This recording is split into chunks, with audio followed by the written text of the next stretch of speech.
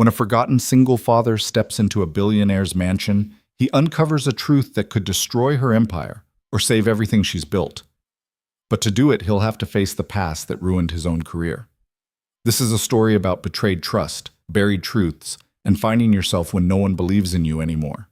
Stay until the end, hit like, and comment what city you're watching from so I can see how far this story travels. Now, let's begin. The rain hit the pavement hard that Tuesday night, turning Maple Street into a blur of streetlight and shadow. Lucas Hayes stood at his kitchen window, watching water slide down the glass in uneven streams. Behind him, Ava sat at the table, her small hands wrapped around a mug of hot chocolate, homework spread out in front of her like a puzzle she wasn't quite ready to solve. "Dad," she said, not looking up. "Mrs. Chen said you used to build really important stuff." Lucas turned from the window. "Mrs. Chen talks a lot. She said you worked for big companies, like really big." Ava glanced at him, her brown eyes curious but careful. She'd learned early not to push too hard on certain subjects. "Why'd you stop?" He crossed to the table and sat down across from her. "Sometimes things don't work out the way you plan. That's all." "But you're smart." "Smart doesn't always matter, kiddo." She frowned at that, chewing on her pencil eraser. "That's stupid." "Yeah," Lucas said quietly. "It is." Outside, headlights swept across the street, brighter than usual. Lucas glanced through the window and saw a black SUV pulling into the driveway across the road, the Vale Estate. He'd lived on this street for 3 years and had maybe seen Serena Vale in person 5 times. She was a ghost who paid people to keep her invisible. Ava followed his gaze. "Is that the rich lady?" "Don't point."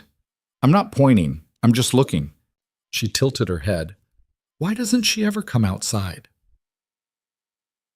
"Some people like being alone." "Do you?" Lucas met her eyes. "I've got you, so no."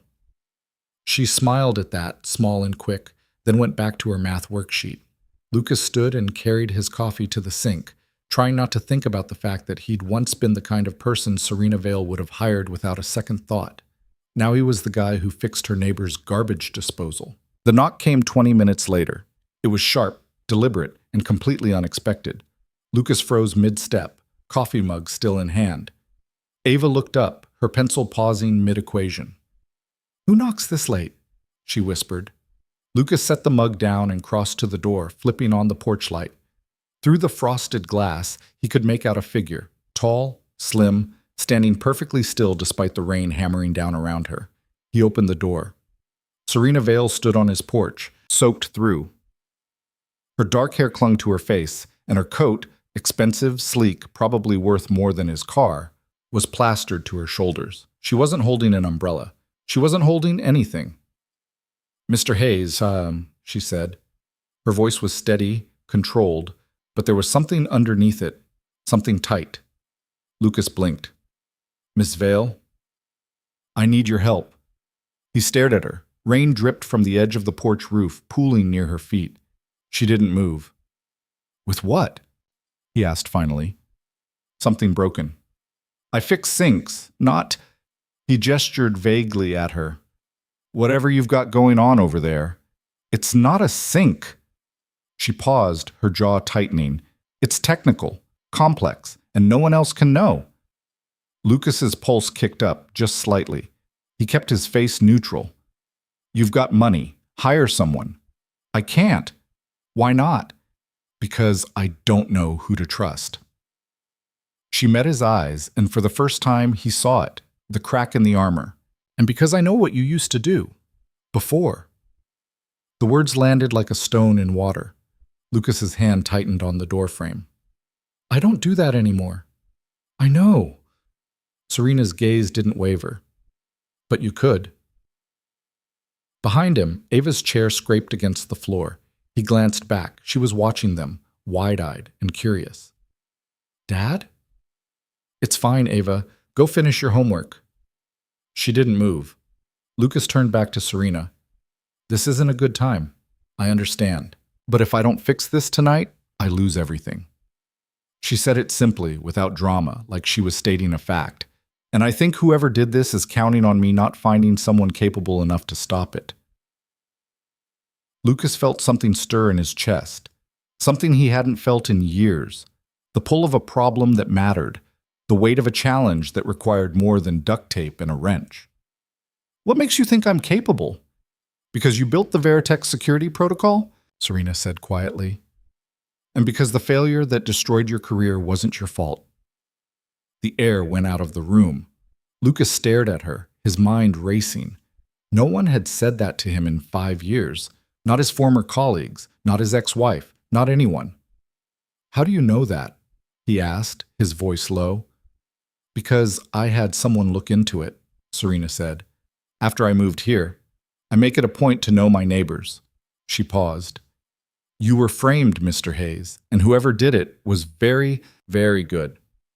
Lucas's hands curled into fists at his sides. He forced them open. Even if that's true, he said slowly, I'm not interested in digging up the past. I'm not asking you to. I'm asking you to help me now, tonight. Serena glanced past him, toward Ava, then back. I'll pay you. Whatever you think is fair.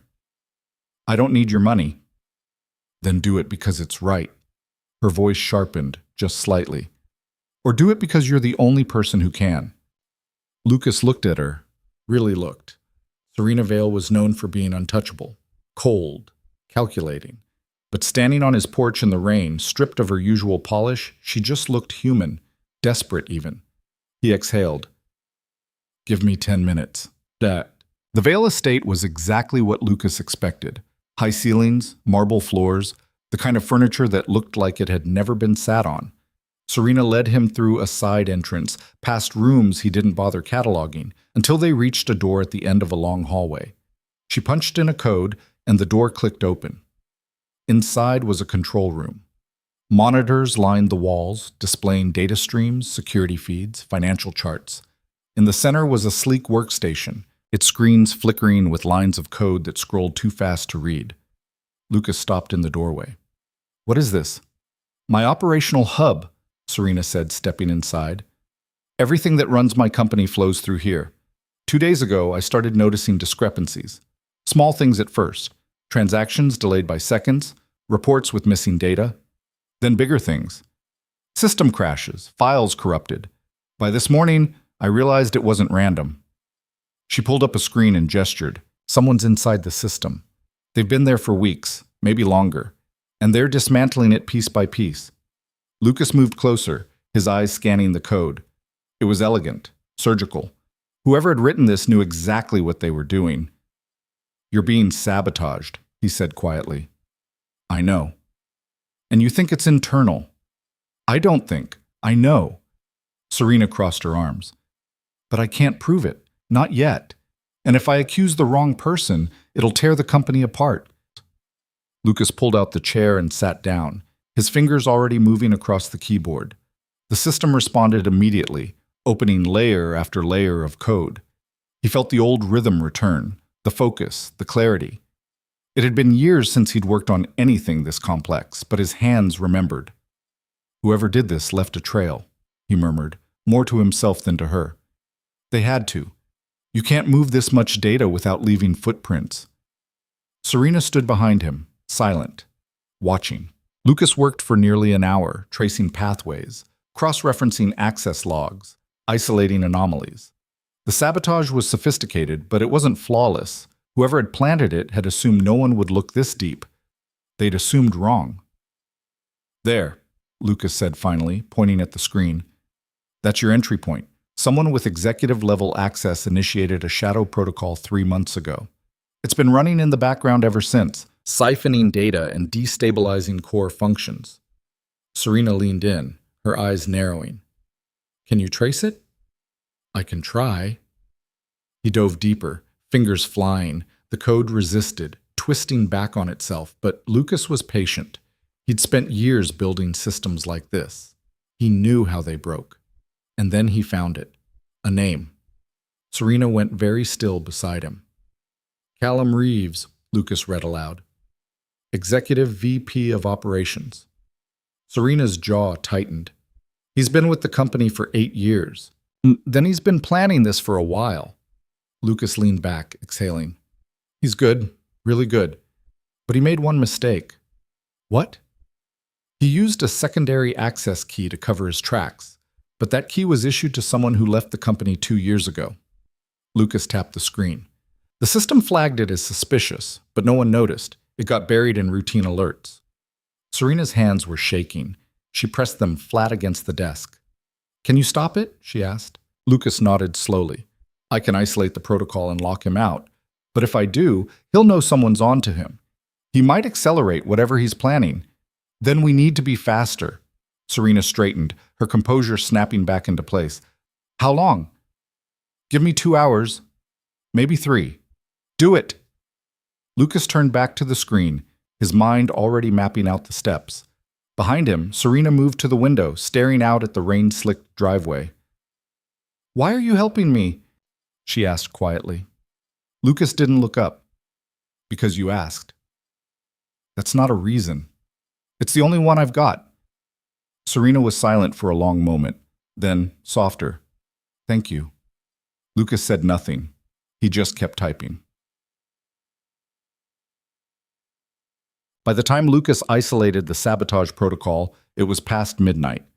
He'd locked Callum Reeves out of the system entirely, severed every access point, and encrypted the evidence in a file Serena could use however she saw fit. She stood behind him as he worked, watching the screens with an intensity that made the room feel smaller. It's done, Lucas said finally, pushing back from the desk.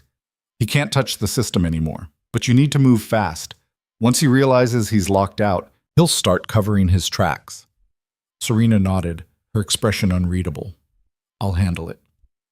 Lucas stood, rolling his shoulders. His back ached, his eyes burned. But underneath it all, he felt something he hadn't felt in years. Useful. Mr. Hayes, Serena said as he turned toward the door, I meant what I said earlier, about what happened to you. It wasn't fair. Lucas stopped. He didn't turn around. Fair doesn't matter, he said quietly. It's just what happened. It matters to me. He glanced back at her. Serena was watching him with something that looked almost like regret. Why? He asked. Because I've spent the last 10 years thinking people like you didn't exist anymore. People who do the right thing even when it costs them everything. She paused. I was wrong. Lucas didn't know what to say to that, so he just nodded and walked out. When he got home, Ava was asleep on the couch. Her homework still spread across the table. Lucas carried her upstairs, tucked her in, and stood in the doorway for a long moment, watching her breathe. She looked so small, so breakable. He thought about Serena's words, about the past, about the life he'd lost, and the one he'd built in its place. And for the first time in 5 years, he wondered if maybe, just maybe, he didn't have to keep running from who he used to be. He closed Ava's door and went downstairs, sinking into the couch. The rain had stopped. The street was quiet. Across the road, the lights in the Vale estate were still on. Lucas closed his eyes. Tomorrow, everything would change. He just didn't know how much. The next morning started the way most mornings did. Ava dragging her feet, getting ready for school. Lucas burning toast, the coffee maker sputtering like it was on its last breath. Normal, routine, safe. But when Lucas walked Ava to the bus stop, he felt eyes on him. Mrs. Chen was watering her roses across the street, but she kept glancing over. Mr. Patterson slowed his morning jog as he passed, offering a nod that felt weighted. Even the bus driver gave Lucas a longer look than usual when Ava climbed aboard. Dad, you're staring, Ava said from the bus steps. Lucas blinked. What? You're doing that thing where you look at people like they're puzzles. She grinned. It's weird. Get to school, smartass. Language, shiksi, she sing-songed, disappearing into the bus. Lucas watched the bus pull away, then turned back toward his house. The Vale estate loomed across the street, silent and still. No movement. No sign that anything had happened last night. He told himself that was good. He almost believed it. By mid-morning, Lucas was elbow-deep in a kitchen sink 2 blocks over, replacing a garbage disposal that had given up the ghost sometime around the previous administration. The homeowner, a chatty woman in her 60s named Diane, hovered nearby, offering commentary Lucas didn't need. "You're so good with your hands," she said for the third time. "My late husband, bless him, couldn't fix a thing. Had to call someone for everything." "It's not hard once you know what you're looking at," Lucas said, tightening a bolt. "Still, it's a gift." She paused. "You know, my daughter's single, smart girl, works in marketing." Lucas didn't look up. "I'm sure she's great." "She is, and she loves kids. Do you have— Oh, wait, you've got that little girl, don't you? Ava?" "Yeah." "Sweet thing. I see her at the bus stop sometimes." Diane leaned against the counter. "It's hard doing it alone. I admire that." Lucas said nothing. He finished the last connection, tested the switch, and listened to the disposal hum to life. Clean, functional, done. "All set," he said, standing and wiping his hands on a rag. Diane beamed. "You're a lifesaver. What do I owe you?" $40. "That's it? The last guy charged me 90. "The last guy overcharged you." She laughed and went to grab her purse. Lucas packed up his tools, his mind already elsewhere. He kept thinking about the code he'd seen last night, the precision of it, the malice. Callum Reeves had been planning this for months, maybe longer, and Serena had been living in a house rigged to collapse, completely unaware. Lucas wondered how many other people were walking around like that, unaware, trusting the wrong person. He wondered if he'd been one of them. "Here you go," Diane said, handing him 2 20s. "And really, if you ever want to meet my daughter—" "I appreciate it, Mrs. Hoffman, but I'm good." She sighed. "Well, can't blame a mother for trying." Lucas smiled politely and left. He was halfway home when his phone buzzed. Unknown number. He almost didn't answer, but something made him stop. "Hello?" "Mr. Hayes?" Serena's voice, calm, but with an edge he hadn't heard before. "I need to see you, today." Lucas glanced around the empty street. "Is everything okay?" "No." A pause. "Can you come by this afternoon? 2 o'clock?" "I've got Ava at 3:30. This won't take long." Lucas hesitated, then, "Yeah, okay." The line went dead. He stared at his phone, unease prickling at the back of his neck. Serena Vale didn't sound rattled easily, but she'd sounded rattled just now. He pocketed the phone and kept walking. At 2 o'clock sharp, Lucas stood at the side entrance of the Vale estate. The door opened before he could knock. Serena stood there, dressed in a charcoal suit that probably cost more than his monthly rent. Her hair was pulled back, her expression unreadable. "Thank you for coming," she said, stepping aside. Lucas entered. The hallway was just as pristine as the night before, but the air felt different, tense. Serena led him to a sitting room he hadn't seen before, smaller, more intimate, with tall windows overlooking the garden. A leather briefcase sat on the coffee table. "Sit," she said. Lucas sat. Serena remained standing, her arms crossed. For a moment, she just looked at him, like she was weighing something. "Callum Reeves contacted me this morning," she said finally. "He knows he's locked out." Lucas's stomach tightened. "What did he say?" "He claimed there was a security glitch, asked if I'd brought in outside IT support." Serena's jaw tightened. "I told him no." "Did he believe you?" "I don't know." She moved to the window, staring out at the neatly trimmed hedges. "But he's not stupid. If he suspects someone helped me, he'll start looking." "Looking for what?" "For whoever exposed him." She turned back to Lucas. "For you." Lucas leaned back, exhaling slowly. "So what do you want me to do?" "I want you to stay out of it." Serena's voice was firm. "I brought you into this, and that was my mistake. I won't let you get caught in the fallout. I'm already in it. Not if I handle this quietly. I can confront Reeves privately, force him out without making it public. No one needs to know you were involved." Lucas studied her. "You're protecting me." "I'm protecting both of us." Serena crossed her arms. "If Reeves finds out you helped me, he'll come after you, and from what I know about your past, you can't afford another scandal." The words stung, mostly because they were true. Lucas stood. "I appreciate the thought, but I'm not running from this." "You don't have to run. You just have to stay quiet. And if he comes after you anyway? Serena's expression hardened. Then I'll deal with it. That's what I do. Lucas shook his head. You're going to walk into a room with a man who's been sabotaging your company for months, and you think he'll just leave quietly? I have evidence. He doesn't have a choice.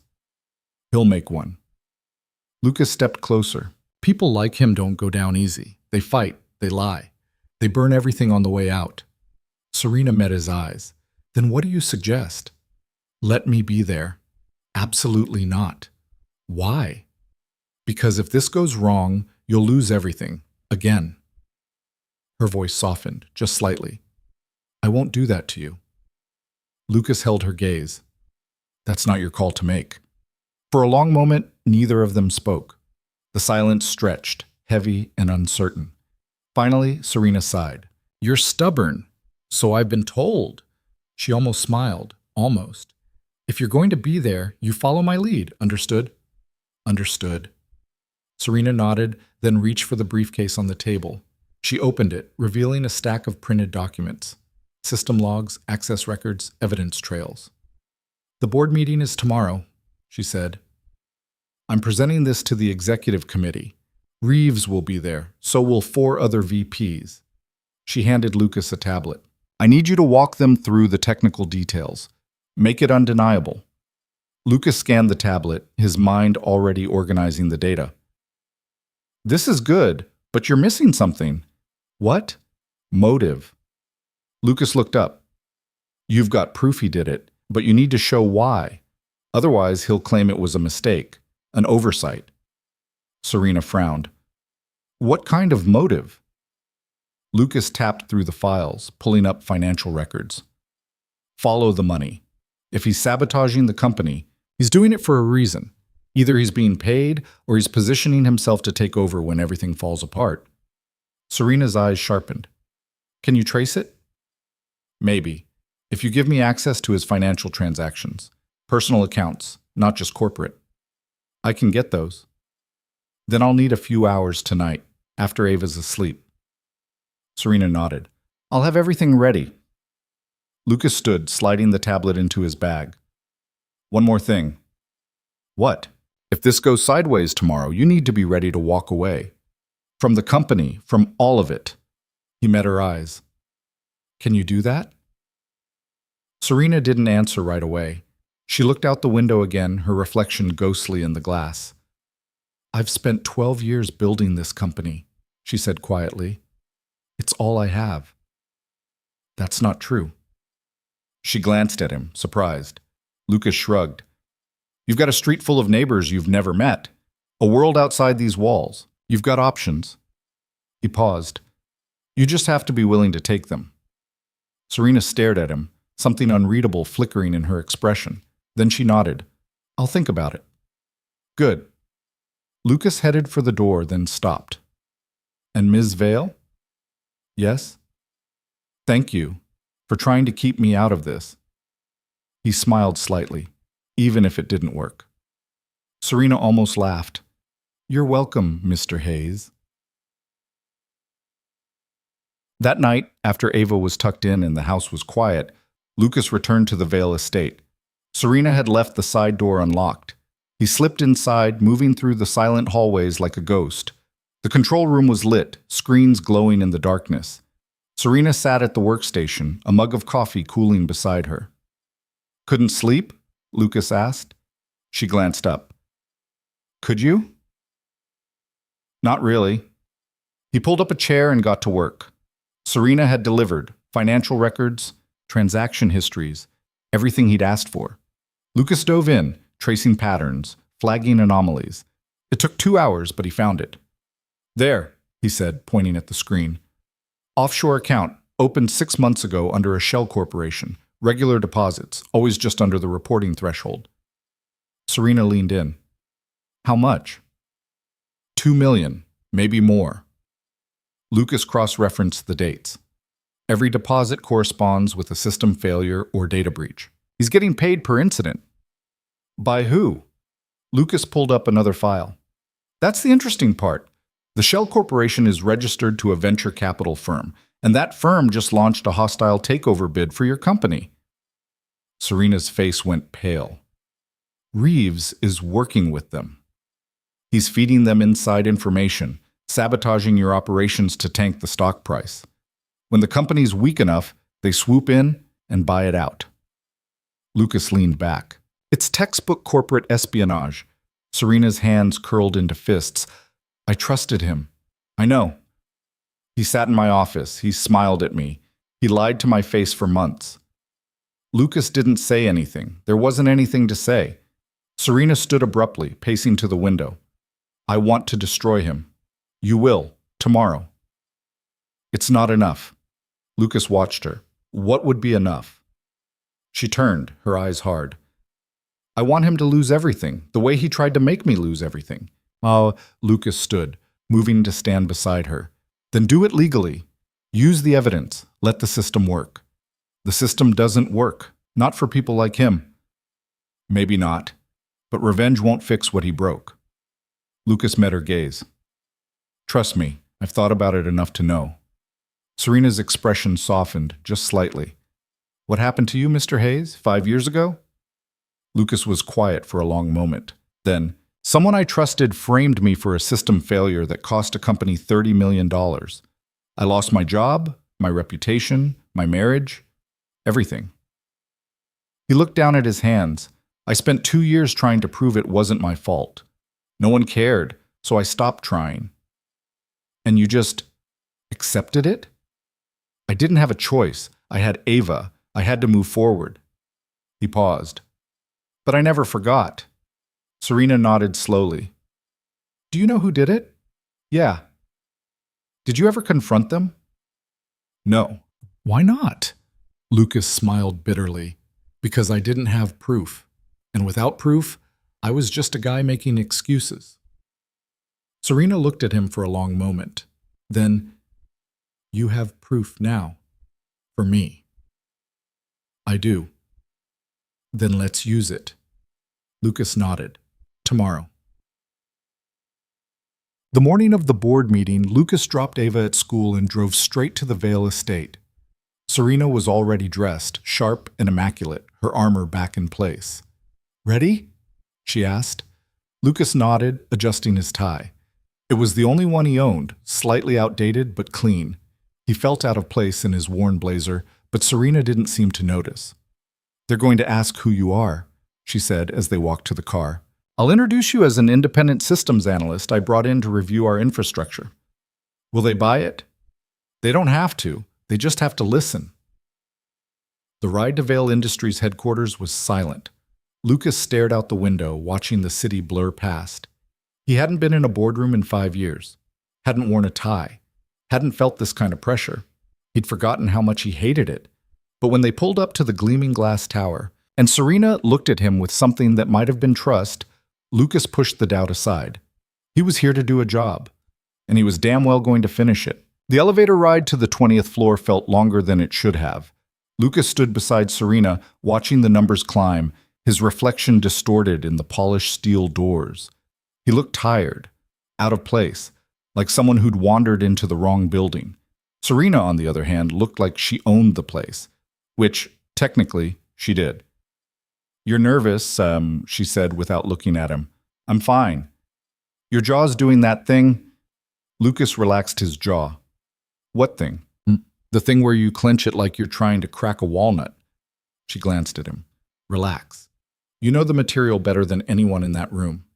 That's not what I'm worried about. Then what? Lucas hesitated. I'm worried about what happens after. The elevator chimed. The doors slid open. After, Serena said quietly, stepping out, we deal with the consequences. Together. Lucas followed her into a hallway lined with floor-to-ceiling windows. The city sprawled below them, vast and indifferent. Somewhere down there, Ava was sitting in her classroom, working on fractions or spelling words, completely unaware that her dad was about to walk into a room full of executives and accuse one of them of corporate sabotage. He wished he was back there with her. Serena stopped in front of a heavy wooden door. She smoothed her jacket, took a breath, and pushed it open. The conference room was massive. A long table dominated the center, surrounded by leather chairs. 5 people were already seated, coffee cups and tablets in front of them. They looked up as Serena entered, their expressions ranging from curious to annoyed. At the far end of the table sat Callum Reeves. He was younger than Lucas expected, mid-40s maybe, with sharp features and the kind of smile that never quite reached his eyes.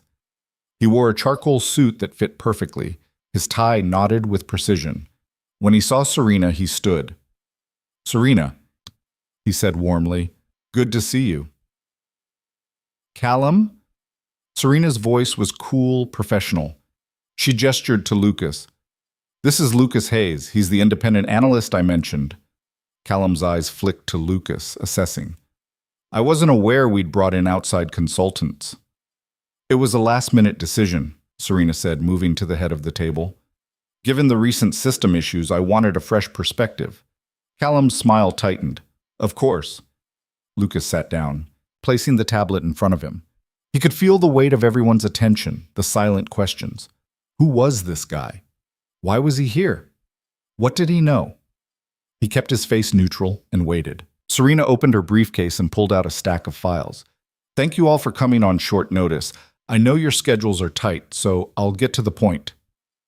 She paused, letting the silence settle. Over the past 3 months, Vail Industries has experienced a series of system failures, data breaches, and operational disruptions. I initially attributed these to growing pains, expanding too fast, outpacing our infrastructure. But further investigation has revealed something far more troubling. One of the executives, a woman in her 50s with steel gray hair, leaned forward. "What kind of investigation?" "A forensic analysis of our core systems," Serena said, "conducted by Mr. Hayes." She nodded at Lucas.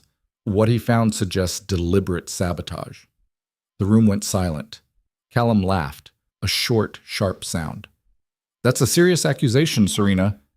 "It's not an accusation. It's a fact." Serena's gaze didn't waver. "Mr. Hayes, would you walk us through the findings?" Lucas powered on the tablet and connected it to the room's display. The screen behind Serena lit up, showing lines of code, access logs, financial transactions. 3 months ago, Lucas began, his voice steady, someone with executive-level access initiated a shadow protocol within your core operating system. This protocol was designed to destabilize key functions, delaying transactions, corrupting files, triggering cascading failures. It was sophisticated enough to avoid detection by standard security measures. The steel-haired woman frowned. "How did you find it?" "I looked deeper." Lucas pulled up a diagram showing the system architecture. The protocol was hidden in a legacy subsystem that most analysts wouldn't check. But once I knew what to look for, the pattern was clear. Every failure corresponded with a specific command sequence executed from a secondary access key. "Whose key?" another executive asked. Lucas glanced at Serena. She nodded. "The key was originally issued to an employee who left the company 2 years ago," Lucas said, "but it was reactivated 6 months ago by someone who knew the system well enough to cover their tracks." He pulled up an access log. "That someone is sitting in this room." All eyes turned to Callum. His expression didn't change. "This is absurd." "Is it?" Serena's voice was ice. "Because the evidence suggests otherwise." Callum stood, his hands spread in a gesture of innocence. "Serena, I understand you're under a lot of stress. The company's been struggling, and it's natural to look for someone to blame. But accusing me—" "I'm not accusing you of anything," Serena interrupted. "The data is." Lucas pulled up the next screen. Financial records. 6 months ago, an offshore account was opened under a shell corporation registered in the Cayman Islands. Since then, it's received over $2 million in deposits. Each deposit corresponds with a system failure or data breach within Vail Industries. Callum's jaw tightened. "I have no knowledge of any offshore account." "Then you won't mind if we trace the account back to its source," Lucas said calmly. He tapped the screen, revealing a corporate registration. The Shell Corporation is owned by Meridian Ventures, a firm that, coincidentally, just launched a hostile takeover bid for Vail Industries. The room erupted. Executives started talking over each other, voices sharp with confusion and anger. The steel-haired woman turned to Callum, her expression hard. "Is this true?" Of course not, Callum said, his voice rising. This is a fabrication. Someone's setting me up. Who? Serena asked coldly. Who would have the access, the expertise, and the motive to frame you? Callum's eyes locked on Lucas. Him. Lucas didn't react. Think about it, Callum continued, his voice smooth now, persuasive. You bring in some unknown analyst, no credentials, no background check, and suddenly he's presenting evidence that conveniently points at me? This is a setup, Serena, and you're falling for it. Serena's expression didn't change. Mr. Hayes has credentials, more than you know. Then let's hear them. Callum turned to Lucas, his smile sharp. Who are you, Mr. Hayes? What makes you qualified to walk in here and accuse me of corporate espionage? Lucas met his gaze. I built the Veritech security protocol, the one that's used by half the Fortune 500. I spent 10 years designing systems like the one you tried to sabotage. He paused. And 5 years ago, I was framed for a system failure by someone just like you. So yeah, I know exactly what I'm looking at. The room went quiet. Callum's smile faded. You're the engineer who lost Veritech $30 million. I didn't lose them anything, but I took the fall for it. Lucas's voice was even. Just like you're trying to make Ms. Vale take the fall for your sabotage. Callum's face flushed. This is ridiculous. Serena, you can't seriously believe Saris. I believe the evidence, Serena said, and the evidence is clear. You've been working with Meridian Ventures to destabilize this company. You've been paid to sabotage our operations, tank our stock price, and position us for a hostile takeover. She slid a folder across the table. This contains transaction records, access logs, and communications between you and Meridian executives. It's all here. Callum didn't touch the folder. He just stared at it, his jaw working.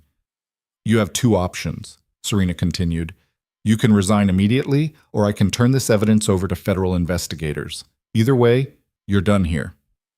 Callum's hands curled into fists. For a moment, Lucas thought he might lunge across the table. But then he laughed, a bitter, hollow sound. You think you've won, he said quietly. You think this is over, but it's not. He looked at Serena, his eyes cold. Meridian will still come for you, and when they do, you won't have anyone left to protect you. I'll take my chances, Serena said. Callum grabbed his coat and walked out. The door slammed behind him, the sound echoing through the silent room. For a long moment, no one spoke. Then the steel-haired woman cleared her throat. Well, she said dryly, that was dramatic. Serena exhaled, some of the tension leaving her shoulders. I'm sorry you all had to see that, but I wanted you to know the truth. What happens now? Another executive asked. Now we rebuild, Serena said. We fix the damage, shore up our defenses, and make sure this never happens again. She glanced at Lucas. With Mr. Hayes' help, if he's willing. Lucas looked at her, surprised. I'm offering you a position, Serena said. Chief Security Officer. Full authority to overhaul our systems, implement new protocols, rebuild from the ground up. She paused. You'd be well compensated, and you'd have the resources to do the job right. The room was silent, waiting. Lucas thought about it, about the money, about the chance to step back into the world he'd lost, about Ava and what this kind of opportunity could mean for her future. But he also thought about the late nights, the stress, the politics, the weight of responsibility he'd carried before, the life that had cost him everything. I appreciate the offer, Lucas said slowly, but I need to think about it. Serena nodded. Take your time. The meeting adjourned. Executives filed out, murmuring among themselves. Lucas packed up the tablet, his hands steady despite the adrenaline still coursing through him. Serena waited until the room was empty. Then she turned to him. You were incredible in there, she said. I just presented the facts. You did more than that. You stood up to him. You didn't back down. She smiled faintly. I'm grateful. Lucas shrugged. You would have done fine without me. Maybe, but I'm glad I didn't have to find out. They stood there for a moment, the silence comfortable. Then Lucas's phone buzzed. He glanced at the screen. A text from Ava's school. His stomach dropped. I have to go, he said. Is everything okay? I don't know. Lucas left without another word, his mind already racing. The text had been vague. Please come to the office when you have a moment. But the timing made his gut twist. He drove faster than he should have, pulling into the school parking lot with 10 minutes to spare before dismissal. The front office was quiet when he walked in, the secretary offering him a tight smile. Mr. Hayes, thanks for coming in. Mrs. Brennan would like to speak with you. Lucas's jaw tightened. What's this about? She'll explain. He was led to a small office at the back of the building. Mrs. Brennan, Ava's teacher, a woman in her 40s with kind eyes and a no-nonsense demeanor, sat behind her desk. Ava sat in a chair beside her, her arms crossed, her face red. Ava, Lucas said, crouching in front of her. What happened? She didn't look at him. Mrs. Brennan sighed. There was an incident at recess. Ava got into a fight with another student. Lucas blinked. A fight? A verbal altercation that escalated. She pushed another child. Lucas looked at Ava. She was staring at the floor, her jaw set in a way that reminded him of himself. Ava, he said gently, look at me. She did, her eyes fierce. He deserved it. Who? Ryan Porter. He was saying stuff. What kind of stuff? Ava's voice cracked. He said you were a loser, that you couldn't even keep a real job, that we were poor and pathetic. Lucas's chest tightened. He looked at Mrs. Brennan. And what did you do? I intervened as soon as I saw what was happening, but Ava had already pushed him. Did you hear what he said to her? Mr. Hayes, did you? Mrs. Brennan hesitated. I heard some of it, yes. And I addressed it. Ryan will be spoken to as well. Lucas stood, his hands clenched. Spoken to, that's it? Mr. Hayes, I understand you're upset, but we have a zero-tolerance policy for physical altercations. Even when a kid's being bullied, Ava should have come to a teacher instead of reacting physically. Lucas looked down at his daughter. She was crying now, silent tears streaming down her face. He wanted to tell her she'd done the right thing, that standing up for yourself mattered more than following rules. But he also knew that wasn't the lesson Mrs. Brennan wanted to hear.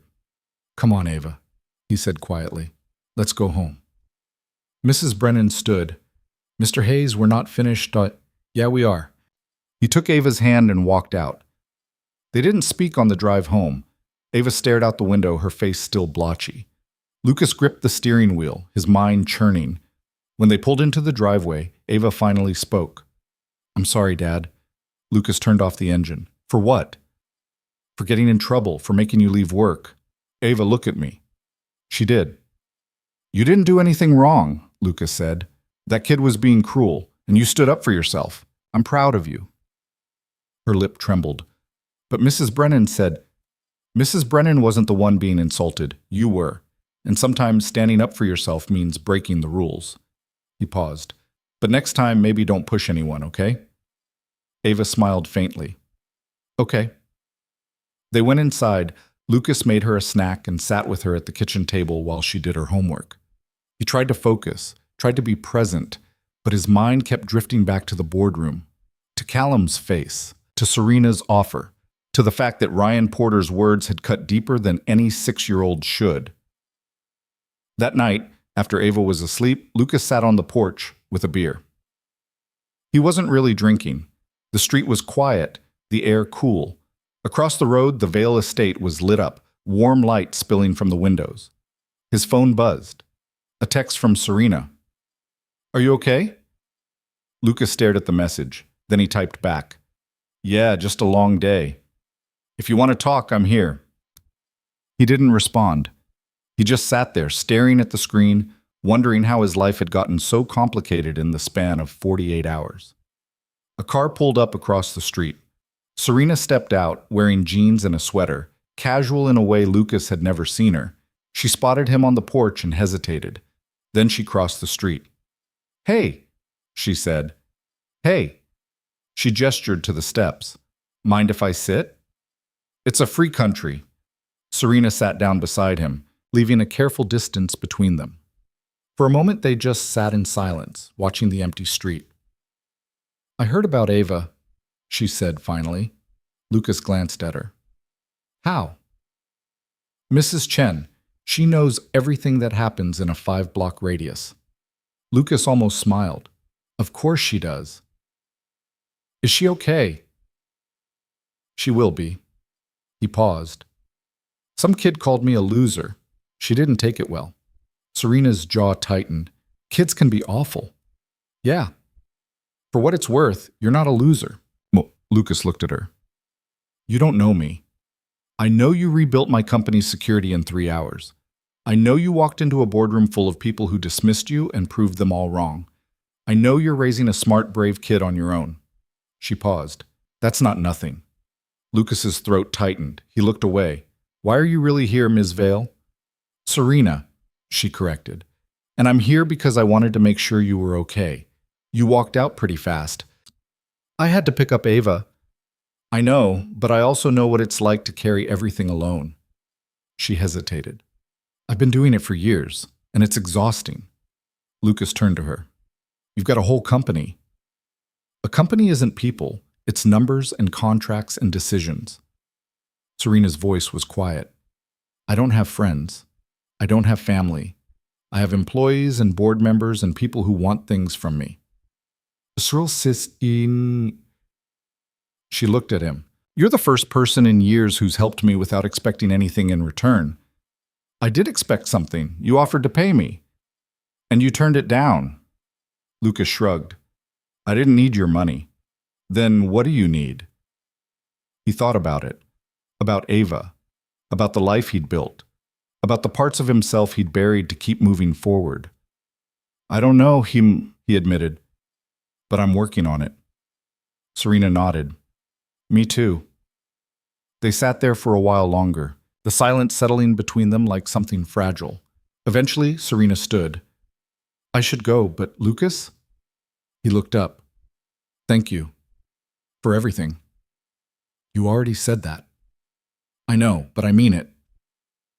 She walked back across the street, disappearing into the estate. Lucas watched her go, then finished his beer and went inside. Upstairs, he checked on Ava. She was curled up under her blankets, her face peaceful. He kissed her forehead and closed the door. Then he went to his room, sat on the edge of the bed, and pulled out his laptop.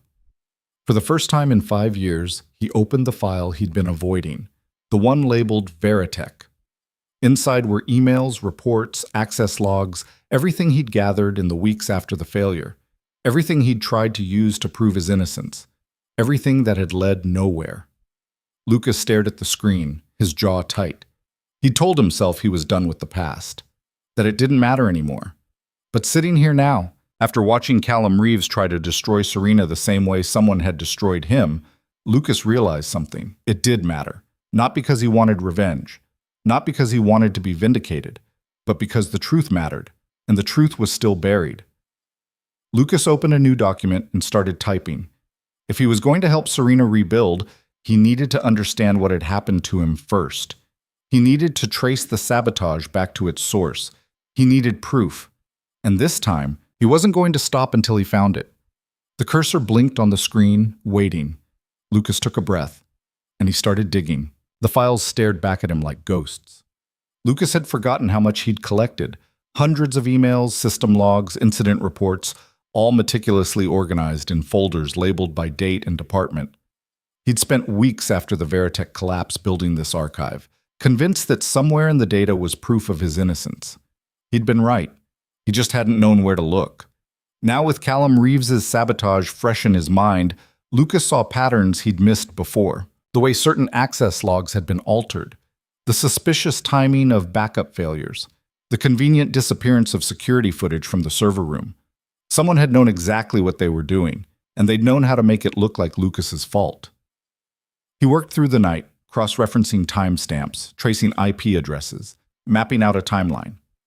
By the time dawn broke through his bedroom window, Lucas had filled 3 pages with notes and drawn connections between events he'd previously thought were unrelated. The answer was there. He could feel it. He just needed more time. Ava's alarm went off at 6:30. Lucas closed his laptop and went downstairs to make breakfast. She appeared 10 minutes later, still rubbing sleep from her eyes. "You look tired," she said, sliding into her chair. "Couldn't sleep." "Were you working?" Lucas poured her a glass of orange juice. "Something like that." "On what?" He hesitated. Ava was smart. Too smart sometimes. She'd pick up on a lie. "Just some old stuff I needed to look at." "Like from before?" "Yeah." She was quiet for a moment, picking at her toast. "Are you going to go back to that? To doing the important stuff?" Lucas sat down across from her. "I don't know, kiddo. Maybe." "Would we have to move?" "No, we're staying right here." Ava nodded, relief flickering across her face. "Good. I like it here." Lucas reached across the table and squeezed her hand. "Me too." After he dropped her at school, Lucas drove to the hardware store where he picked up odd jobs. The owner, Frank, was a gruff man in his 60s who'd given Lucas work when no one else would. He didn't ask questions, didn't care about Lucas's past. He just needed someone who could fix things. "Hayes?" Frank called from behind the counter when Lucas walked in. "Got a garbage disposal job over on Elm. Lady's been calling every day." "I'll take it." "Good. And there's a busted water heater on 5th if you've got time." Lucas nodded, grabbing his toolbox from the back. The work was mindless, mechanical. It gave him space to think. By noon, he'd replaced the disposal and was halfway through the water heater when his phone rang. Unknown number again. He almost didn't answer. "Mr. Hayes?" It wasn't Serena this time. The voice was male, smooth, unfamiliar. "My name is Richard Langley. I'm an attorney representing Meridian Ventures. I'd like to speak with you about the allegations you made yesterday." Lucas's grip tightened on the phone. "I didn't make allegations. I presented evidence. Evidence that my client disputes. We believe Ms. Vale has orchestrated a smear campaign against a valued employee, and we're prepared to pursue legal action." "Good luck with that." "Mr. Hayes, I'm calling as a courtesy.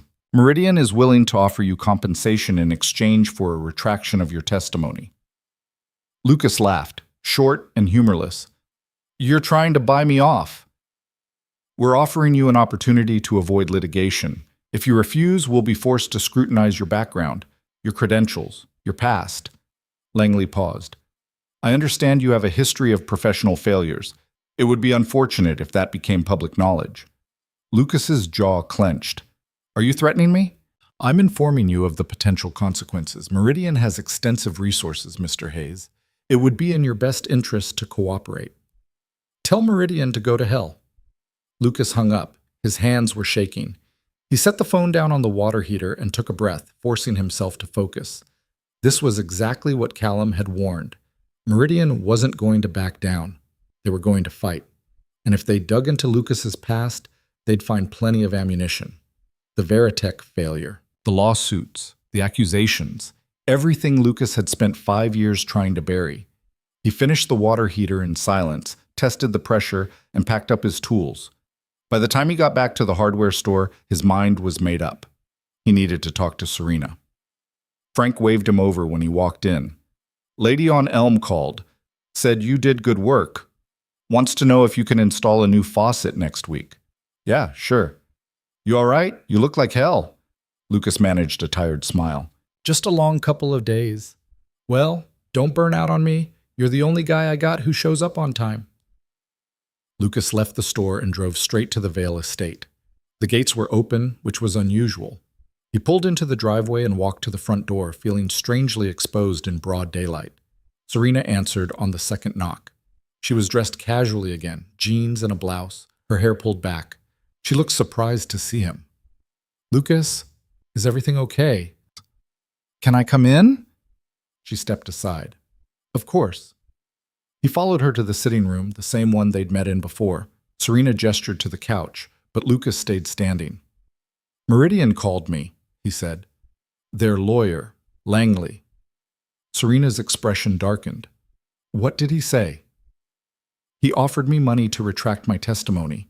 When I said no, he threatened to dig into my past. That's standard intimidation. They're trying to scare you." It's working. Lucas ran a hand through his hair. If they start digging, they'll find Veritech. They'll find the lawsuits, the settlement, everything.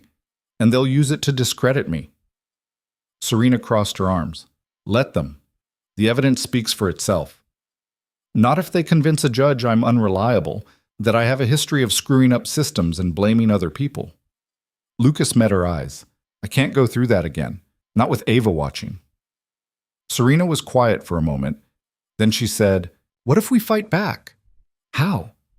"By proving what really happened at Veritech. By clearing your name once and for all." Lucas shook his head. "I've tried. There's no evidence left. It's all gone." "Then we find new evidence. We trace it the same way we traced Callum." Serena stepped closer. "Lucas, you're one of the best systems engineers I've ever seen. If anyone can uncover the truth, it's you. I don't even know who framed me. But you have suspicions." Lucas hesitated. He did. There was one name that had always lingered in the back of his mind. One person who'd had the access, the motive, and the skill to pull it off. "David Kessler," Lucas said quietly. "He was the VP of engineering. We'd butted heads on a few projects. He wanted to cut corners. I pushed back. After the failure, he was the one who testified that I'd bypassed safety protocols." He paused. "He's the one who buried me. Where is he now?" "Last I heard, he was working for some tech startup. Titan Edge, I think." Serena pulled out her phone and typed quickly. "Titan Edge Solutions. Cybersecurity firm based in Denver. Kessler's their chief technology officer." She looked up. "He's done well for himself." "Yeah, on my corpse." "Then let's take him down." Lucas stared at her. "You're serious?" "Completely. You helped me expose Callum. Let me help you expose Kessler." Serena's voice was firm. "But we need to move fast. If Meridian's already making threats, they're planning something bigger." Lucas sank onto the couch, exhaustion catching up with him. "I don't know if I can do this." "Yes, you can." Serena sat beside him. "You're stronger than you think, Lucas. You've been carrying this alone for 5 years. You don't have to anymore." He looked at her, really looked. Serena Vale, billionaire CEO, sitting in her mansion offering to help a washed-up engineer take on his past. It didn't make sense. None of this made sense. "Why do you care?" he asked. Serena's expression softened. "Because I know what it's like to be betrayed by someone you trusted, and I know what it's like to live in a world where no one believes you." She paused. "You gave me the truth when I needed it. I'm just returning the favor." Lucas didn't know what to say to that, so he just nodded. "Okay," he said. "Let's do it." Over the next 3 days, Lucas and Serena worked in parallel. Lucas digging through his old Veritech files, Serena using her resources to pull corporate records, employment histories, and financial transactions related to David Kessler. They met every evening after Ava went to bed, spreading documents across Serena's dining table like detectives building a case. On the third night, Lucas found something. "Look at this," he said, pointing to a timestamp on an access log. "The system failure happened at 2:47 a.m. on a Tuesday. But according to this log, someone accessed the core server at 2:15 a.m., 30 minutes before the crash."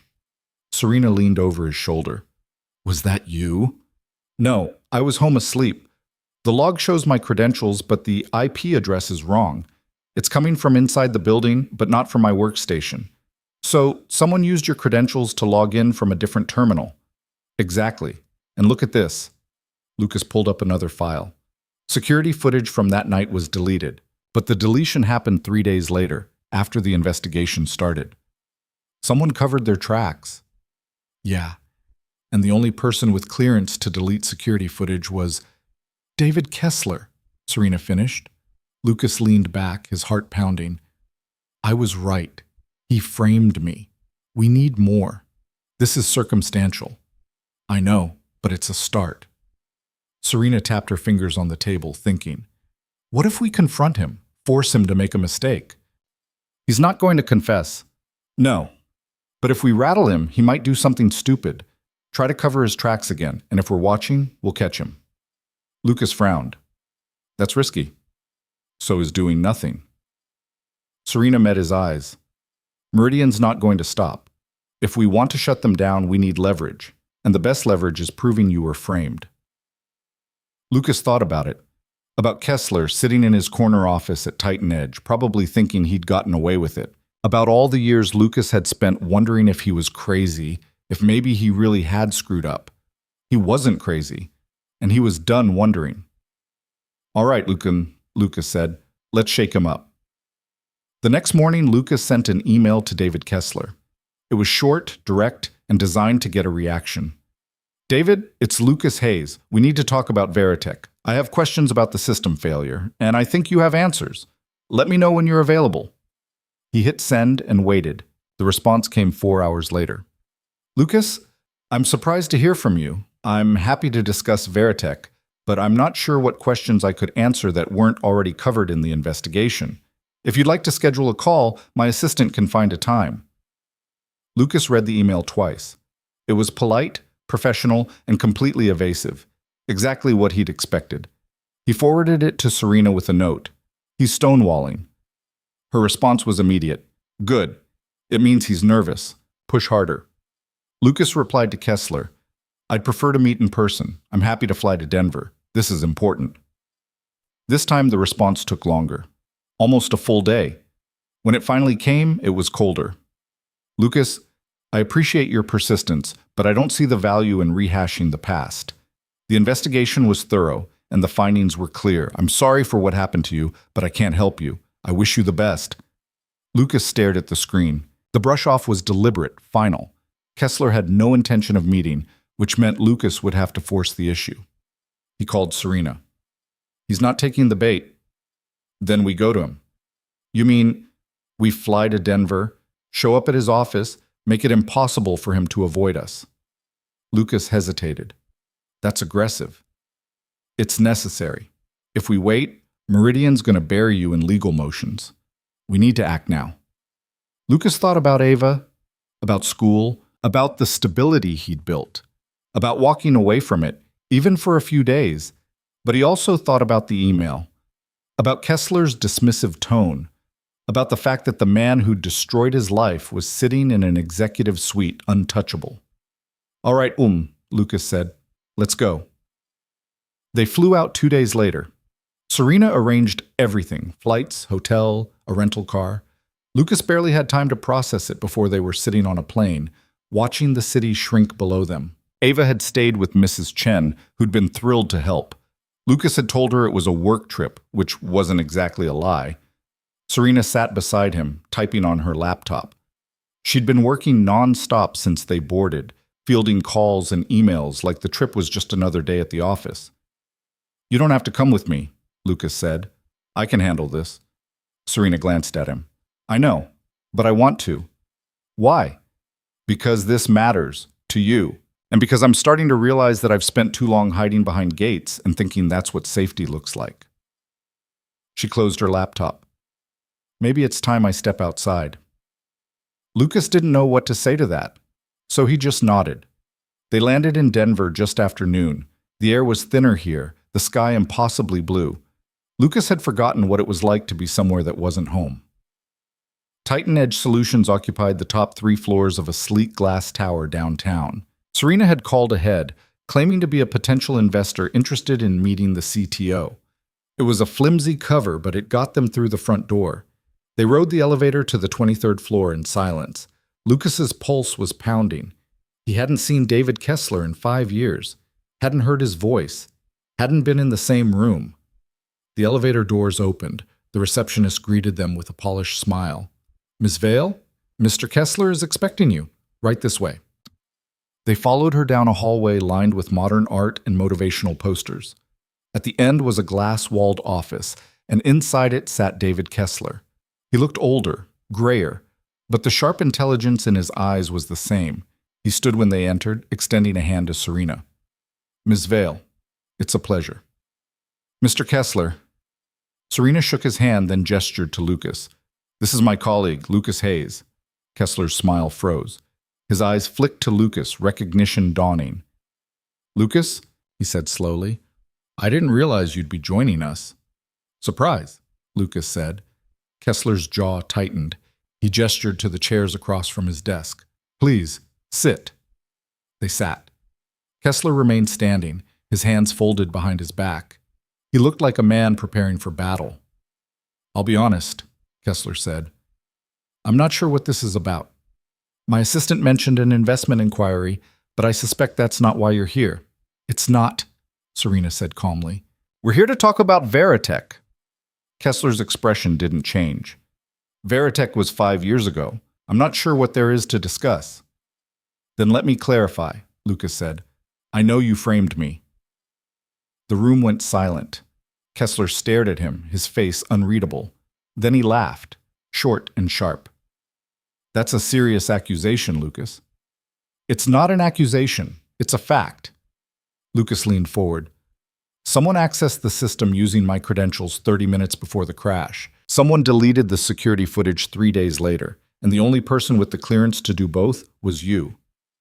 Kessler's smile faded. You don't have proof. Not yet. But I will. Kessler crossed his arms. Lucas, I understand you're upset. What happened at Veritech was unfortunate. But you made mistakes. I didn't make mistakes. You set me up. Lucas's voice was hard. And now I want to know why. Kessler was quiet for a long moment. Then he moved to his desk and sat down. His posture relaxed, too relaxed. You were always stubborn, he said, even when it worked against you. I tried to help you, Lucas. I tried to steer you toward decisions that would have kept the project on track. But you pushed back. You questioned everything. You made my job impossible. So you destroyed my career. I protected the company. Kessler's eyes were cold. Your refusal to compromise cost us time and money. The board was looking for someone to blame, and you made it easy. By framing me. By letting you take responsibility for your own failures. Lucas stood, his hands curling into fists. Serena put a hand on his arm, steadying him. We're not here for a confession, she said to Kessler. We're here to offer you a choice. You can come forward voluntarily and admit what you did, or we can take what we know to federal investigators and let them unravel it. Kessler laughed again. You think the feds care about a 5-year-old corporate dispute? Good luck. They'll care when we connect it to Meridian Ventures, Serena said. When we show them that the same tactics you used to frame Lucas are being used to sabotage my company. When we demonstrate a pattern. Kessler's smile faltered. That's right, Serena continued. We know about Callum Reeves. We know about the offshore accounts, the shell corporations, the coordination with Meridian. And if we dig deep enough, I suspect we'll find you've been involved in more than just Veritech. Kessler's face went pale. You're bluffing, he said. Try me. For the first time, Kessler looked uncertain. He glanced at Lucas, then back at Serena. Even if what you're saying is true, and I'm not admitting it is, you can't prove any of it. We can prove enough, Lucas said. And once the investigation starts, how long do you think it'll take before someone talks? Before one of your accomplices decides they don't want to go down with you? Kessler stood, his hands shaking. Get out. Gladly. Serena rose, smoothing her jacket. But think carefully about what comes next, Mr. Kessler, because we're not going away, and neither is the truth. They walked out, leaving Kessler standing alone in his glass office. In the elevator, Lucas let out a breath he didn't know he'd been holding. That went well, Serena said dryly. Lucas laughed, shaky but genuine. He's scared. Good. Scared people make mistakes. They stepped out into the lobby, the afternoon sun streaming through the windows. Lucas felt lighter than he had in years, not vindicated, not yet, but closer. Serena's phone buzzed. She glanced at it, then frowned. What? Lucas asked. It's from my head of security. There's been a break-in at the estate. Lucas's stomach dropped. When? Last night. They didn't take anything, but someone accessed the control room. Lucas's mind raced. The control room. The evidence they'd compiled. Everything they had on Callum, on Meridian, on Kessler. We need to get back, he said. Serena was already dialing. I'm calling the police. They caught the next flight home. By the time they landed, it was past midnight. Lucas drove straight to the Vale estate, his pulse hammering. The house was dark, the gates closed. Serena unlocked them remotely, and they pulled into the driveway. Inside, nothing looked disturbed. But when they reached the control room, Lucas's breath caught. The workstation was trashed, monitors smashed, hard drives ripped out, cables severed. Someone had torn through the room with methodical precision, destroying everything. Serena stood in the doorway, her face pale. "They took it all," she whispered. Lucas moved to the desk, checking the drawers. Empty. The files, the evidence, the backups, gone. He turned to Serena. "Did you have copies?" "Encrypted backups, cloud storage. Can they access it?" "Not without the encryption key." She paused. "But they know what we have now, and they know we're coming for them." Lucas clenched his jaw. "Good. Let them know." Serena looked at him, something fierce sparking in her eyes. "Then we finish this," she said. Lucas nodded. They were done running. The police arrived 20 minutes later, 2 officers who looked tired and skeptical. They took statements, photographed the damage, and told Serena they'd file a report. Lucas could tell from their tone that nothing would come of it. Break-ins at estates like this usually stayed unsolved, filed away in some digital archive and forgotten. After they left, Serena stood in the doorway of the control room, staring at the wreckage. "We still have the encrypted backups," Lucas said, trying to sound more confident than he felt. "They can't access those. But they know what we're after now. They'll be ready." "Let them be ready." Lucas pulled out his phone. "We've got one advantage they don't." "What's that?" "They think destroying this will stop us, but the real evidence isn't here. It's in the pattern, in the connections between Kessler, Callum, and Meridian." He looked at her. "We just need to prove it before they bury it for good." Serena's jaw tightened. "How much time do we have?" "Not much. If Meridian's moving this fast, they're planning something big. Probably another board action, maybe a lawsuit to tie you up in court while they push the takeover through." "Then we move faster." Lucas nodded. "I'll start rebuilding what we lost, but I'm going to need access to Vale's internal systems again, and I need to reach out to someone who might have information on Kessler." "Who?" "An old colleague, someone who worked at Veritech during the investigation. If anyone knows what really happened, it's her." Serena studied him. "You trust her?" "I think so. She was one of the few people who didn't turn on me when everything fell apart." Lucas paused. "But it's been 5 years. People change. So do loyalties." "Yeah." Lucas rubbed his face, exhaustion catching up with him. "But right now, she's the best shot we've got." Serena moved to the window, looking out at the dark street. "Lucas, if we do this, if we really go after Meridian and Kessler, there's no going back. They'll come at you with everything. Your past, your credibility, maybe even Ava." Lucas's hands clenched. "They touch my daughter, and I know." Serena turned to face him. "That's why I'm asking, are you sure you want to do this?" Lucas thought about Ava, asleep across the street at Mrs. Chen's house. About the life he'd built, small and safe and invisible. About all the years he'd spent telling himself that staying quiet was the same as moving on. He'd been wrong. "I'm sure," he said. Serena nodded. "Then let's finish it." The next morning, Lucas drove to pick up Ava before school started. Mrs. Chen met him at the door, Ava already dressed and eating toast at the kitchen table. "She was an angel," Mrs. Chen said. "Didn't give me a bit of trouble." Lucas smiled. "Thanks for watching her." "Any time. You look exhausted, though. Everything okay?" "Just work stuff. I'll be fine." Mrs. Chen gave him a knowing look but didn't push. Lucas collected Ava, who chattered about a dream she'd had involving talking dogs and a rocket ship, and drove her to school. "Dad?" she said as they pulled up to the drop-off lane. "Are you going to be gone again?" Lucas turned to look at her. "What do you mean?" "Like yesterday. Mrs. Chen said you had to go somewhere important." "I might have to do a little more traveling, but not for long." Ava's face fell. "I don't like it when you're gone." Lucas's chest tightened. He reached over and squeezed her hand. I know, kiddo, but I promise, this is the last time. After this, things are going to settle down. You promise? I promise. She seemed satisfied with that, grabbing her backpack and climbing out of the car. Lucas watched her disappear into the school building, a knot forming in his stomach. He hated lying to her, but the truth, that he was about to go to war with people who had the resources to destroy him, felt worse. He drove home and immediately opened his laptop. The encrypted backups Serena had mentioned were stored on a secure server, accessible only with a multi-layered authentication process. It took Lucas 20 minutes to navigate the security, but eventually he was in. The files were intact. Every document, every access log, every piece of evidence they'd compiled. Lucas exhaled, relief washing over him. They hadn't lost everything, but they were still missing one crucial piece, proof that connected Kessler directly to Meridian.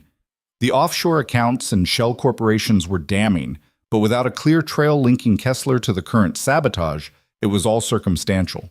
Lucas needed more. He pulled up his contact list and scrolled until he found the name he was looking for. Dr. Mara Lindstrom. She'd been a senior systems analyst at Veritech, one of the few people who'd stayed neutral during the investigation. They'd worked together on several projects, and Lucas had always respected her precision and integrity. He stared at her email address for a long moment. Then he started typing. Mara, it's Lucas Hayes. I know it's been a long time, and I understand if you don't want to hear from me, but I need to ask you about the Veritech failure. I have reason to believe David Kessler framed me, and I'm trying to prove it. If you know anything at all, I'd appreciate your help. No pressure. I just needed to reach out. He hit send before he could second-guess himself. The response came faster than he expected. Less than an hour later, his inbox pinged. Lucas, I was wondering when you'd finally ask. Call me. Lucas grabbed his phone and dialed the number she'd included. Mara answered on the second ring. Lucas Hayes, she said, her voice warm and familiar. I thought you disappeared off the face of the earth. I tried, Lucas admitted. Didn't work out. Good. Disappearing's overrated. Mara paused. I'm glad you reached out. I've been carrying something for 5 years, and I wasn't sure you'd ever want to hear it. Lucas's pulse quickened.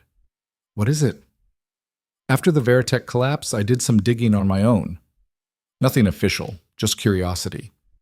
I found inconsistencies in the access logs, the same ones you're probably looking at now. Someone used your credentials, but the IP trace didn't match your workstation. I know, I found that too.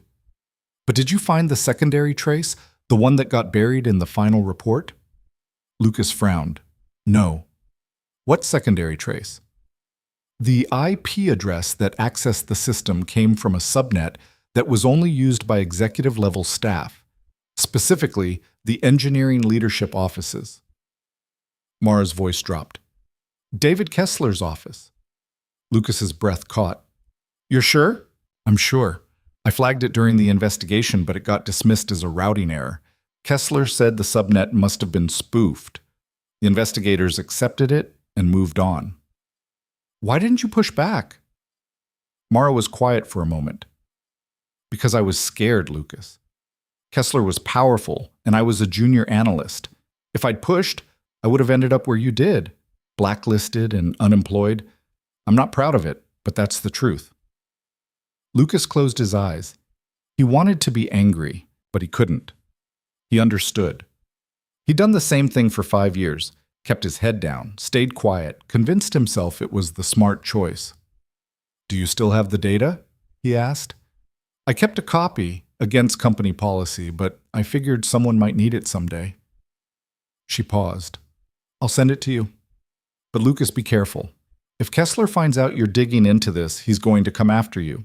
He already is. Then watch your back. He's not the kind of guy who loses gracefully. Lucas thanked her and hung up. 10 minutes later, an email arrived with an encrypted file attached. Lucas downloaded it, entered the decryption key Mara provided, and opened the document. There it was. The secondary IP trace, time-stamped and logged.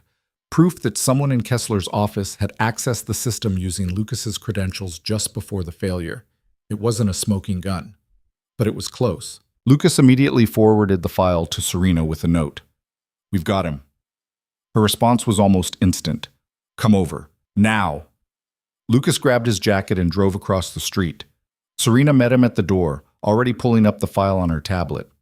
"This is it," she said, her voice tight with excitement. "This is what we needed."